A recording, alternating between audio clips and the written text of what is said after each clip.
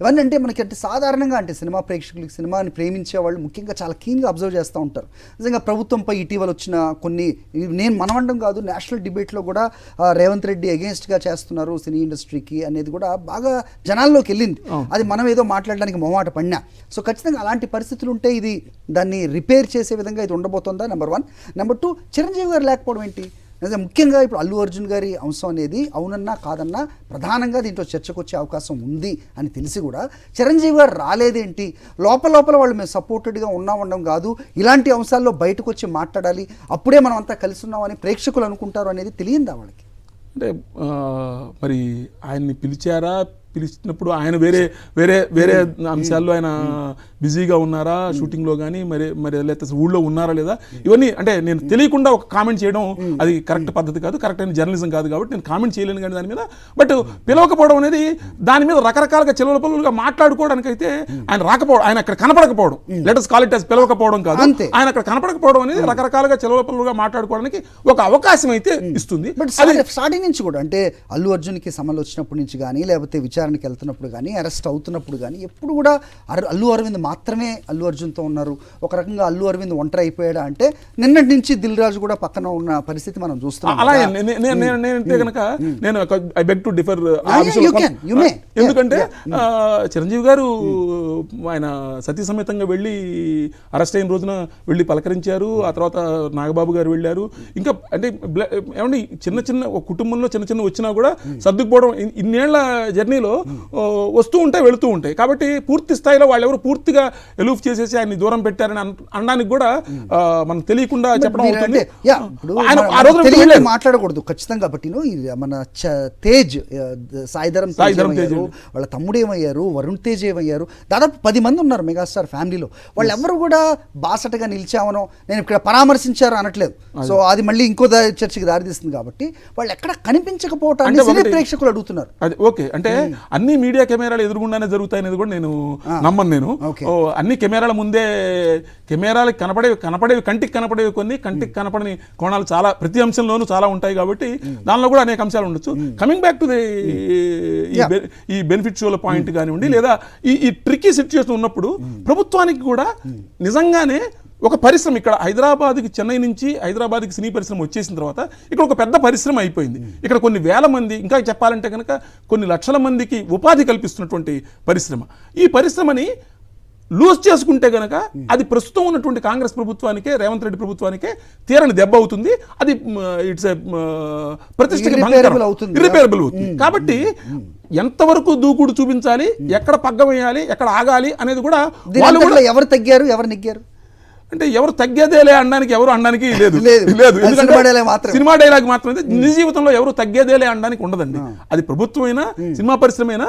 ఇప్పుడు నిన్న ఇవాళకి ఇప్పుడు అంటే ఒక రకంగా చెప్పాలంటే ఇవాళ ఏమన్నారు, పరిశ్రమ అభివృద్ధికి ఎటువంటి నిర్ణయాలు తీసుకోవాలి, వీటన్నిటి మీద చర్చించాం, దాని మీద ఇవాళ ప్రధానంగా జరిగింది అంటున్నారు.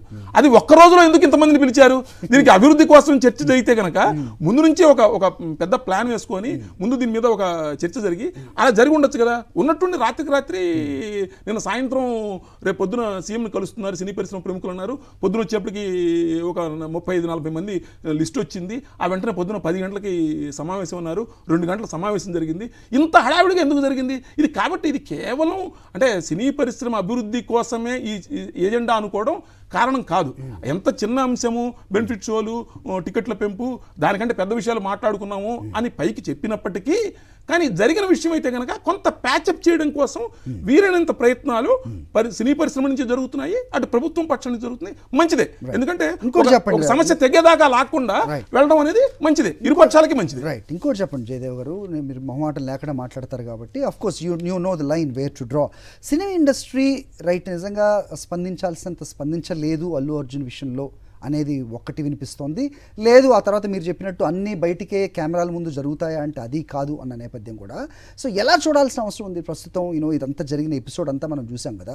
రైట్, ప్రభుత్వం చట్టం వాళ్ళు తీసుకునే వాళ్ళు చేసే పని వాళ్ళు చేస్తారనేది ఆ జోలికి మనం వెళ్లకుండా ఇండస్ట్రీ దీనంతట్లో ఒకటిగా నిలబడిందా? ఎప్పుడు కూడా భారతీయులందరూ సమైక్యంగా ఉంటారు, ఇండస్ట్రీలో పెద్దలందరూ చేతిలో 5 వేళ్లే సమంగా ఉండవు, 5 సమైక్యంగా ఉండవు, ఇంట్లో 5గురే కరెక్ట్గా ఉండరు.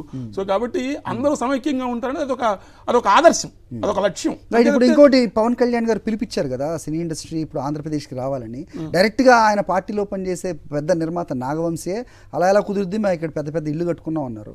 దీన్ని రకంగా చూడాలి అంటే ఇప్పుడు చెప్తారండి, ఇప్పుడు సినీ పరిశ్రమ హైదరాబాద్కి రావాలని అనేక దశాబ్దాలు అన్న తర్వాత చివరికి చెన్నారెడ్డి గారి టైంలో అనేక రాయితీలు ఇచ్చిన తర్వాత ఎప్పుడో అది 1965-70 నుంచి జరుగుతూ ఉంటే 2000 ప్రాంతం తర్వాత ఊపందుకుంది బాగా. 2005-2010కి కానీ కొంత బాగా సెటిల్ కాలేదు హైదరాబాద్లో సినీ పరిశ్రమ.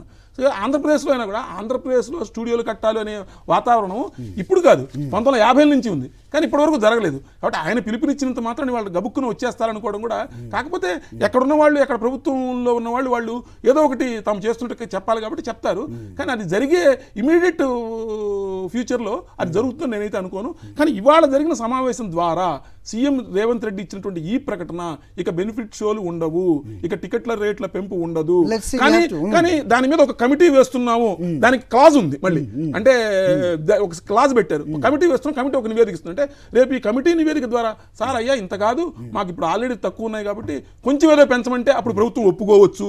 లేదా బెనిఫిట్ షోలు అనే పేరు, సోకాల్డ్ బెనిఫిట్ షోలు అనే పేరు తీసి ప్రీమియర్ షోగా దాన్ని నామిన్క్లేచర్ మార్చి, ఇది ప్రీమియర్ షో, మీకు డబ్బు ఉంటేనే వెళ్ళండి, మీకు ఎక్కువ డబ్బు టికెట్ రేట్లు పెట్టగలిగితే వెళ్ళండి అనొచ్చు, డిస్క్లైమర్ వేయచ్చు. సో కాబట్టి ఇవన్నీ కూడా చాలా శరవేగంగా పరిణామాలు జరుగుతున్నాయి. చాలా శరవేగంగా మనం అనేక అంశాలు రాబోయే రోజుల్లో చూడబోతున్నాం అనేది స్పష్టమైంది. రైట్.